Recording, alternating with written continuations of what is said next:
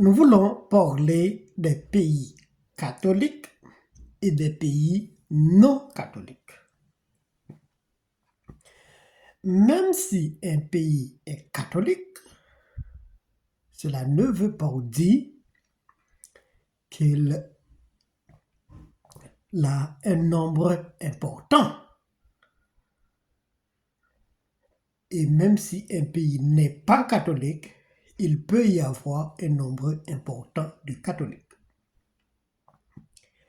Cela dépend du pourcentage et le nombre démographique de la population. Car, quand nous parlons d'un pays catholique ou d'un pays non catholique, c'est le plus souvent, c'est ceux qui observent les fêtes d'obligation, même si les fêtes d'obligation sont en semaine. Par exemple, les jeudis de l'Ascension, le jeudi de la fête Dieu, et majorité des pays observent aussi le lundi de Pâques. Cependant, on peut dire qu'un pays est catholique, mais le nombre de la population est tellement inférieur, on ne comprend pas ça. Et un pays non catholique, le nombre de population est tellement élevé, on ne comprend pas qu'on dit qu'il n'est pas catholique. C'est le cas de Paraguay, par exemple, c'est le pays le plus catholique en Amérique, avec 90% de la population qui est catholique. Cependant, le Paraguay n'a pas une population surélevée. Avec 7 millions d'habitants, quand on dit 90%, ça veut dire que ça fait à peu près 6 millions et demi de catholiques. Tandis qu'on dit que les États-Unis n'est pas un pays catholique. Mais le nombre actuel de la population des États-Unis est aujourd'hui, où l'on parlait, à peu près à 350 millions de la population et le pourcentage est entre 23 et 25% de la population qui est catholique. Ça veut dire que les États-Unis est un pays qu'on dit qu'il n'est pas catholique, mais le nombre de catholiques est surélevé par rapport à beaucoup de pays qu'on disait catholiques. Je prends par exemple les Philippines, qui est un pays catholique. Les Philippines a une population de 118 millions de personnes. Il est catholique à 80%.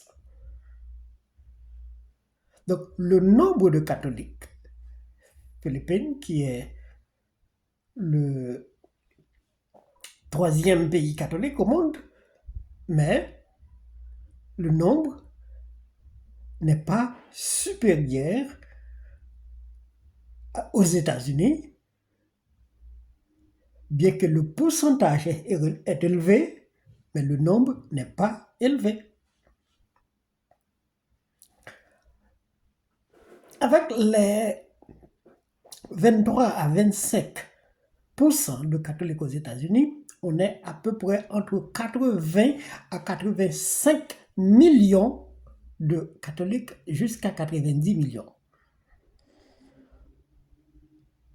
Et le plus souvent, ce qui s'est passé, les catholiques sont unis. C'est l'unité qui fait la force. Je dis, même si on dit qu'on n'est pas catholique, mais le nombre de catholiques, son unité fait que les États-Unis a une énorme population de catholiques. Ici aux États-Unis, en statistique, nous avons 195 diocèses, 37 archidiocèses pour la population catholique. Et à chaque année, il y a un nombre incalculable, particulièrement cette année, de catéchuménats qui est entré dans l'église catholique le samedi de la Vigile pascale. Of course, plusieurs disaient que les États-Unis étaient un pays protestant. Mais nous ne voyons pas ça, nous ne reconnaissons pas ça. Car les protestants sont éparpillés, ils sont dissipés, donc on ne peut pas voir, ni on ne peut pas faire une statistique, ni déterminer le palmarès des protestants. En plus, ce que nous appelons famille religieuse dans le catholicisme, pour nous, ce sont les ordres religieux, les congrégations religieuses et les tiers ordres, qui sont pour nous les familles religieuses. Aux États-Unis, une famille religieuse, ce n'est pas la même. Dans le protestantisme, une famille religieuse, c'est le père qui a fondé une église avec sa famille particulière. Donc, ils sont à peu près une vingtaine. Ils ont une église, ça ne grandit pas, ça reste pendant 20-25 ans. C'est la même famille qui vient à l'église. Donc, dans chaque endroit, il y a une église, et c'est une église familiale. Et c'est la famille nucléaire, c'est pas une famille religieuse, c'est une famille religieuse protestante, mais qui n'ont rien à voir avec le mot de la famille religieuse que nous parlons dans notre catholique. Donc, premièrement, il y a une question pas d'unité. Deuxièmement, il n'y a qu'une question de palmarès. Et troisièmement, c'est que les familles religieuses sont une famille particulière qui est protestante.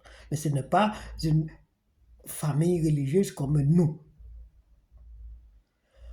Donc, les États-Unis n'est pas un pays catholique. Cependant, le nombre de catholiques est surélevé. Plus que le seul pays catholique qui nous dépasse, c'est le Brésil. Puisque le Brésil a une population à peu près entre 220 millions d'habitants et presque 200 millions est catholique. Le Mexique a une population entre 135 et 138 millions de la population. Il y a à peu près 100 millions qui est catholique. Et en troisième lieu, ce sont les États-Unis qui a une population entre 350 millions d'habitants et près de 23 à 25% de la population est catholique, ce qui dépasse entre 85 à 90 millions de catholiques. Donc nous sommes surélevés par rapport à la Pologne qui est un pays catholique mais qui a à peu près 37 millions d'habitants, par rapport à l'Espagne qui est un pays catholique, 50 millions d'habitants. Donc nous dépassons ces pays qu'on disait catholiques de par le nombre de la population, tandis que les autres, ils dépassent en pourcentage. Et en plus, il y a la question des states. Ici, aux États-Unis, on dit que c'est le state Rhode Island qui est le plus catholique. Mais le state Rhode Island n'a pas une population assez grande. Tandis que le state le moins catholique, c'est Alabama et Mississippi.